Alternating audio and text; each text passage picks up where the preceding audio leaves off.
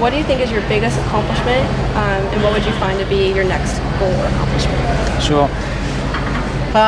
Biggest accomplishment, I mean, there's no question that, being a part of things like Team Australia winning Road to the Horse 2012, I mean, that was some real experience. Mustang Million, I still really badly wanted to win it, but grateful for, what my horse gave. He gave everything that I could on the day. That was good, and I think that, people appreciated it, and they really the fan favorite part that we were rewarded sort of through that, it meant a great deal to us, realizing what that was. So competition wise, there's still a lot out there that I'd like to do. One of the other events that, initially was very important to me was Way of the Horse, which is an Australian version of Road to the Horse, and I was fortunate enough to win that as my first colt starting competition that I did. Looking forward, I know that this year that I'm really focusing on going out and being competitive in the freestyle reining. I've never done any reining before competitively, but I've got some really neat things up my sleeve that I think that are going to be competitive in that arena. Yeah. All right, cool. What's your favorite breed of horse to train or ride? Great horses come in all shapes, sizes, breeds. I really love the Lusitano. I've only worked a small amount with them, and each one of them that I've worked with I've really enjoyed. There's just something elegance and presence about them, and they just kind of come in and meet you like, oh wow, look at that, that's pretty cool. So they're awesome. Again, like Punk is my first Mustang, and to see what I could throw at that little horse, and for him to just go, yeah, righto, next, yeah, righto, next, just keep on taking. I'm just like, man, how endless deep is this guy. So that was really amazing to see the mental capability of one of those young Mustangs in doing that. And of course, our Australian stock horses, I mean, they're just a really versatile breed, and our quarter horses. I mean, where would we be without them? So I just can't pick just one. Yeah, they're all pretty cool. What's your opinion on Western pleasure stock horses and how they carry themselves with a really long, low headset? And what's your opinion on that?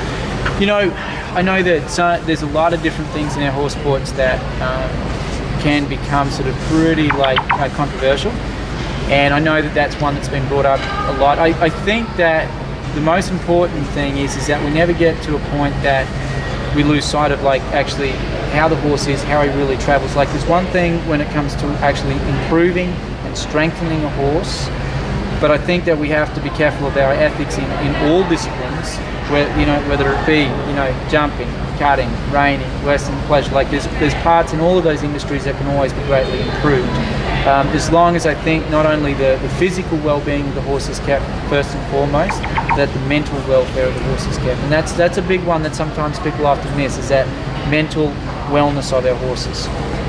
So moving off of that question, do you ever see health problems in the way that maybe someone may push for their horse to work? If they had that long, low headset, have you seen health problems in other people that have worked that way? Look, I don't know that just in particular having the horse's head down low is so much of a problem. It's maybe what you do to the gait of the horse or to the pace of the horse. I think that, if a horse, some horses, you can help strengthen and improve the balance and rhythm to how they travel.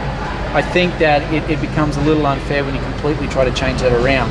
Now, horses working with their head down on the ground, it's, if you look at it from a point of view of a warm-up session of saying, hey, I want my horse to go nice and long and low to the ground and stretch those muscles across his back and through his wither and through his neck, that's a big benefit. Now, having his head kept down there all the time, is it detrimental to the horse? I don't know enough to be critical of another discipline to say that. So going off of that question as well, do you ever is it harder to balance, to be competitive or for the horse's health? Do you ever have to figure out which one you're heading more towards? Yeah, I think that, it's kind of a really scary, kind of balance, because sometimes I think that we just miss it and it was detrimental to the horse, and I think sometimes that there's decisions made and that you see in some of the industries where it might be, and unfortunately so many of our horse disciplines at a high competition level are money driven, whether it be racing or people just trying to survive, and it might be that they're really necessarily a mean person. They're like, I just so need this horse to win, I just so need this horse to do this, in order to keep being able to pay my bills and stuff. So it's, it's a really tough kind of balance. It's interesting, the common thing, okay, if we changed all of our futurity years, things like our Kentucky Derby and that, to being, instead of a 3-year-old race to a 4-year-old race, how many more horses would that actually see come through, physically and mentally? So there's a lot to be said with that development of those horses, and I think that each discipline within themselves should continually look at revising this. What is the best thing? Don't be so set in your way that it's always have to be a 3-year-old year or a 2-year-old year. Be open minded, say, okay, is this best for our industry? Is this best for our horses? Always question if anything could be better. Yeah. If you had a day off with your horse, what would you do? Roam and ride on the beach every day. Yeah. Yeah, it doesn't get any better than that. I mean, you're on the back of 2 horses, cruising down the beach, back home in Australia. I mean, it's hot, you're in the water. I mean, that snow stuff on the snow, that's for the birds. No, thank you. Do you feel working with horses as a profession has diminished your passion for them? Has it ministered my passion for them? Diminished. Diminished, no.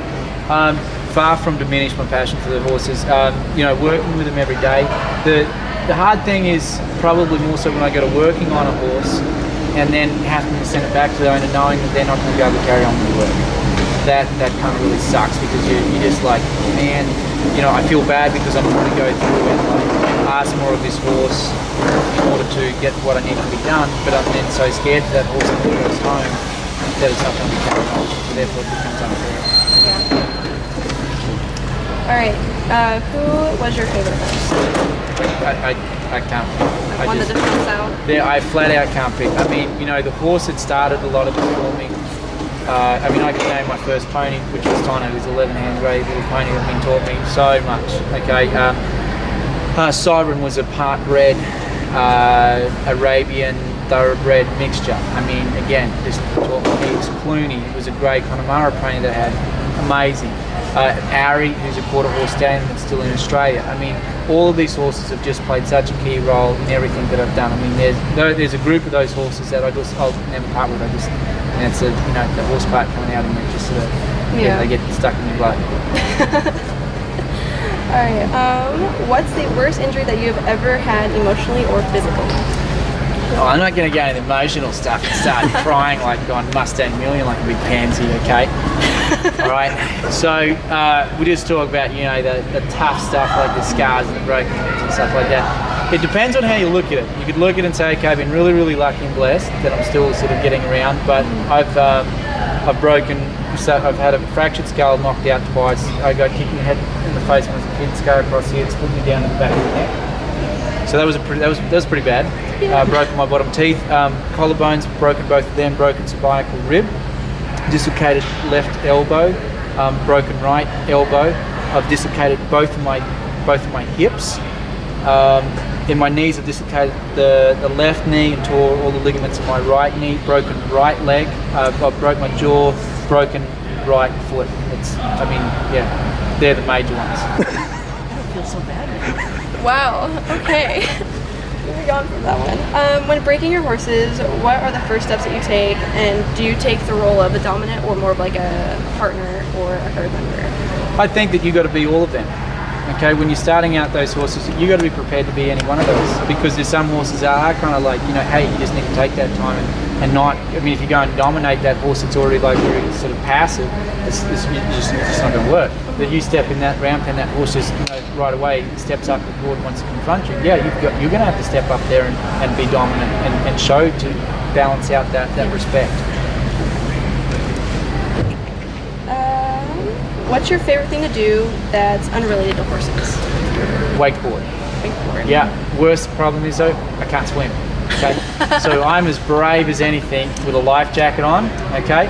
Take that life jacket off and I'll just about sit down, pee my pants and cry like a girl.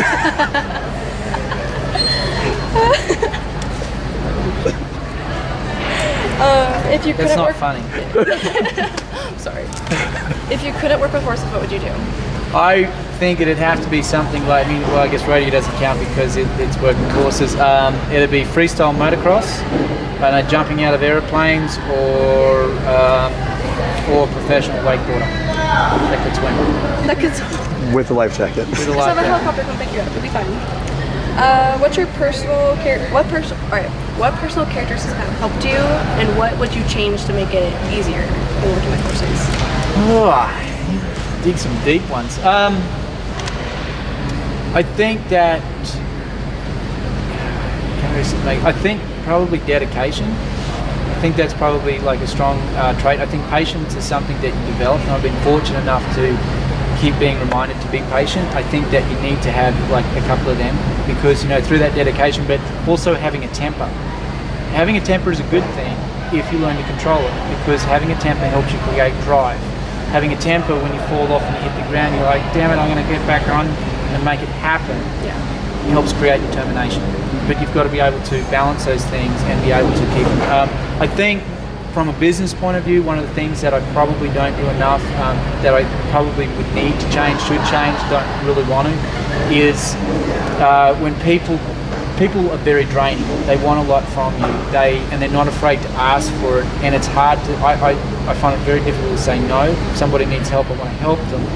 On the flip side of that, though, is that people forget that it's my work, that it's my business, and when you end up doing so much for nothing, it's not a good business model.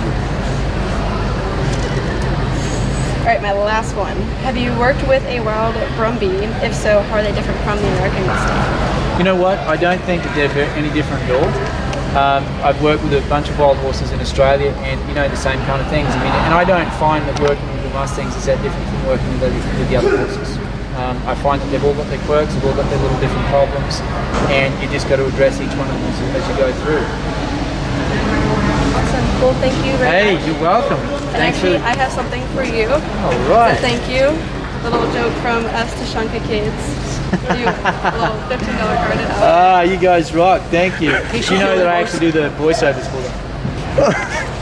You're joking, right? Yeah, I'm joking. Okay, But good. every time I go into the restaurant there, and they say, "You from Australia?" and say, "No, I'm actually American, but I do the voiceovers for the steakhouse, but I can't get out of character because then I can't keep talking like this." And they're like, "Really?" I'm like, "Yeah, that's gonna be it." You almost got me. Okay. Thank you so much. You're welcome. That was cool.